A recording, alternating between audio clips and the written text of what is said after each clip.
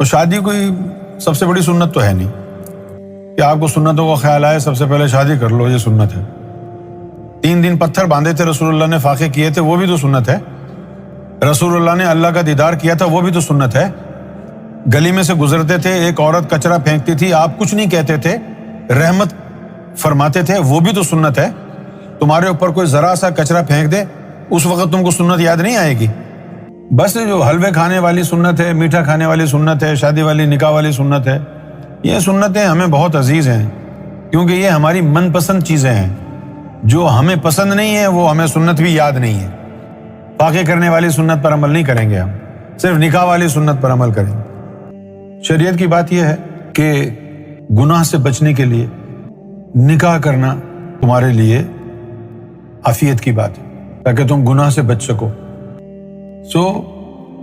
اپنے آپ کو پاک صاف رکھنے کے لیے غلاظت، گند میں، زنا میں نہ پڑیں، اپنی شخصیت کو، اپنے ایمان کو محفوظ کرنے کے لیے نکاح کرنا سنت ہے اور ضروری ہے۔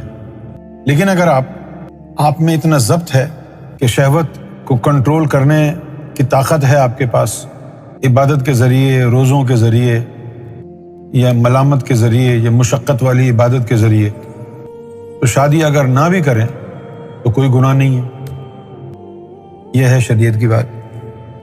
اور طریقت کی بات یہ ہے، داتا علی حجویری رحمۃ اللہ علیہ نے اپنی کتاب کشف المحجوب میں یہ لکھا ہے کہ راہ سلوک میں چلنے والے کے لیے، روحانیت میں چلنے والے کے لیے بہتر یہ ہے کہ وہ جو ہے شادی نہ کرے، اور پھر جب وہ روحانی طور پر اپنی منزل پر پہنچ جائے اس کے بعد نکاح کر لے۔ اردو میں ایک لفظ کہا جاتا ہے مجرد رہنا۔ مجرد رہنے سے مراد ہے نکاح نہ کرنا۔ اب اس سے یہ مراد نہیں ہے کہ بغیر نکاح کے آپ ادھر ادھر منہ مارتے رہیں، اس سے مراد یہ ہے کہ آپ نکاح نہیں کر رہے، مجرد رہنا۔ وہ ضروری اس لیے ہوتا ہے راہ سلوک میں چلنے والوں کہ شادی کرنے سے ایک نقصان یہ ہے کہ 2 جسموں کی جو ہیٹ ہے وہ ڈیفرنٹ ہے، مزاج مختلف ہے، اس کے گناہ اور ہیں، اس کے گناہ اور ہیں۔ آپس میں جب جسمانی طور پر ملتے ہیں تو ایک دوسرے کے اوپر ایک دوسرے کے گناہ لیپ دیتے ہیں، اس کے اس پر، اس کے اس پر۔ دونوں کی جو جسموں کی ہیٹ ہے وہ خون کے اندر شامل ہو جاتی ہے تو کبیرہ گناہ ایک دوسرے کے جسم میں داخل ہو جاتے ہیں۔ شادی کے نکاح کے نقصانات یہ ہیں۔